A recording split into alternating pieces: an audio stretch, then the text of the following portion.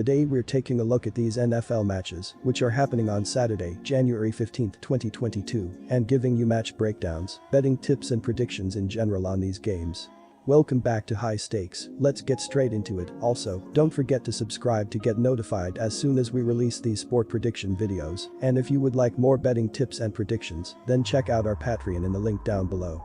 Our new Patreon is a way for us to help you improve your chances of making more money. 5 plans are available for each and every one of you. You can get 30 extra betting picks all the way up to 500 extra betting picks per month. Stop wasting hours of your time searching for bad betting picks that ends up costing you a lot of money. Join the High Stakes Patreon now and get the best betting picks. Las Vegas Raiders vs Cincinnati Bengals. Against the Chargers, the defense got shredded by the passing game and was so weak that they gave up multiple first downs on 4th down, including one of more than 20 yards that went for the equalizing touchdown that put the game into overtime. The Raiders got 3 sacks in the game and pressured Herbert, but he escaped the packet multiple times and hurt the Raiders deep down the field on passing plays. The Chargers generated 440 yards on offense, and 355 of that came via the pass. The Raiders' offense only generated 346 total yards, but was very balanced and gained an impressive 174 yards rushing. Josh Jacobs had a great day on the ground and led the team with 132 yards and 1 TD, and backup QB Marcus Mariota, who is being used more and more in a Taysom Hill-like role for the Raiders, ran 4 times for 23 yards and converted a couple of critical first downs. Hunter Renfrow was lethal in the red zone and caught 2 short touchdowns. The Raiders' defense is very good at limiting long plays and ranks in the top 10 in pass yards allowed per attempt, run yards per attempt, and total yards per play, but still give up 26 points per game to rank in the bottom third of the league and allow the most scoring in the red zone by any team in the NFL, at almost 82% of the time. Even though the regular season meeting between these two finished with a lopsided score in favor of the Bengals, it was a 3-point game with 5:02 to go, and the Raiders have performed much better on both sides of the ball since then. Las Vegas just keeps finding a way to be competitive in games where it has a talent disadvantage on paper, and this one will come down to the wire between two good but ultimately flawed teams. While the Raiders' offense was a mess in the first matchup with Cincinnati, it has been far less one-dimensional since, as Jacobs has finally gotten the run game going with 324 yards over the past 3 weeks, which totally changes how Las Vegas can attack opposing defenses. The Bengals did a lot of good things defensively in the regular season, but can be vulnerable as they allowed 5.5 yards per play to rank 21st in the NFL. Las Vegas's main strength defensively is getting pressure on the quarterback, as Crosby seems to be in the backfield every play, and the one knock on the Bengals' offense would be a 9.02% sack rate that is the second worst in the league. The Raiders had plenty of experience operating in close games this season, and this spread is too much based on how they played down the stretch. Our first betting pick will be Raiders plus 5.5. The Bengals had a matching 10-7 record against the spread in the regular season and covered in each of their last 4 games, including big wins over the Broncos and Chiefs as an underdog. Overs are 8-9 for the Bengals after their regular season finale went under the betting total, snapping a run of 2 straight overs. Cincinnati enters the playoff 7th in scoring offense, with an average of 27.1 points on 361.5 yards per game. The Bengals' defense finished right around the league average, with opponents putting up 22.1 points and 350.8 yards per contest. Starting quarterback Joe Burrow had a terrific sophomore campaign, completing 366 of 520 pass attempts for 4,611 yards, 34 touchdowns and 14 interceptions, while adding 2 rushing scores. Joe Mixon carried the ball 292 times for 1,205 yards and 13 touchdowns, while Jamar Chase broke the all-time rookie receiving record with 81 catches for 1,455 yards and 13 scores. Trey Hendrickson proved to be a huge pickup in free agency, as he racked up 14 sacks, 12 tackles for loss, and 27 quarterback hits to lead the Cincinnati defense. Our second betting pick will be under 49.5. Quick reminder, don't forget to subscribe to get notified as soon as we release these sport prediction videos, and if you would like more betting tips and predictions, then check out our Patreon in the link down below. Our new Patreon is a way for us to help you improve your chances of making more money.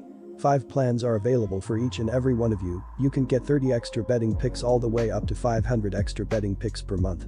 Stop wasting hours of your time searching for bad betting picks that ends up costing you a lot of money. Join the High Stakes Patreon now and get the best betting picks. New England Patriots vs Buffalo Bills. New England scored an average of 27.2 points per game, which was 6th in the NFL.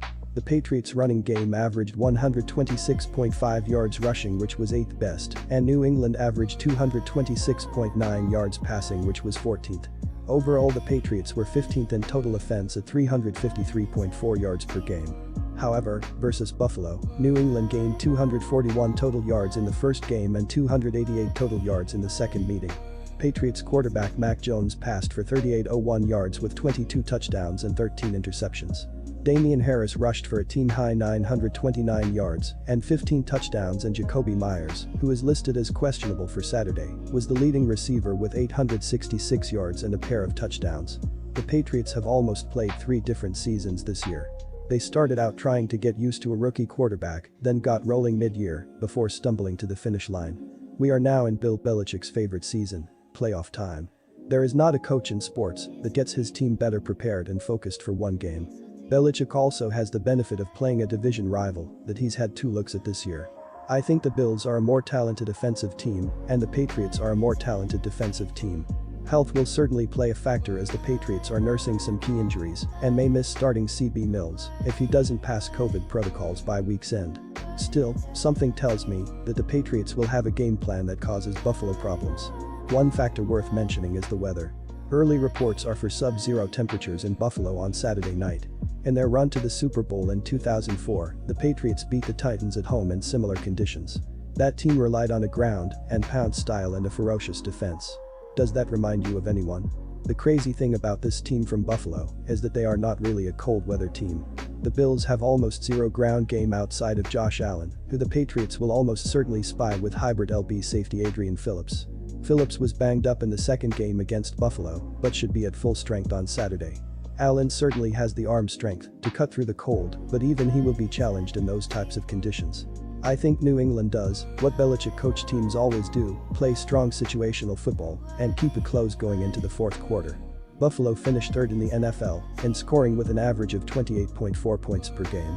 Buffalo's offense averaged 129.9 yards rushing, which was 6th best, and 252.0 yards passing, which was 9th best, for an average of 381.9 yards of total offense per game, which was 5th. In the first game this season versus New England, Buffalo gained 230 yards of total offense, and in the second game 428 yards of total offense. Quarterback Josh Allen has passed 4,407 yards this season with 36 touchdowns and 15 interceptions, and was the second leading rusher with 763 yards and 6 touchdowns. Devin Singletary rushed for 870 yards and 7 touchdowns, while the leading receiver was Stephen Diggs with 1,225 yards and 10 touchdowns. Our first betting pick will be New England plus 4.5. The Buffalo Bills come into Saturday night's contest on a 4-game winning streak and seem to be peaking at the right time as they hope to return to the AFC Championship game and beyond this season. The Bills also appear to be as healthy as they've been all season, with Emmanuel Sanders returning to practice this week, giving the team its full complement of wide receivers. The only major injury is star CB Tre'Davious White, who was lost for the season a few weeks back to an ACL tear. White's loss is less impactful against a more conservative team like the Patriots. Our second betting pick will be under 43.5. Disclaimer: no financial advice. The information on this channel is provided for education and informational purposes only, without any express or implied warranty of any kind, including warranties of accuracy, completeness, or fitness for any particular purpose. The information contained in or provided from or through this channel is not intended to be and does not constitute financial advice, investment advice, trading advice, or any other advice. The information on this channel and provided from or through this channel is general in nature and is not specific to you, the user, or anyone else. You should not make any decision, financial, investment, trading, or otherwise, based on any of the information presented on this channel without undertaking independent due diligence and consultation with a professional broker or financial advisory.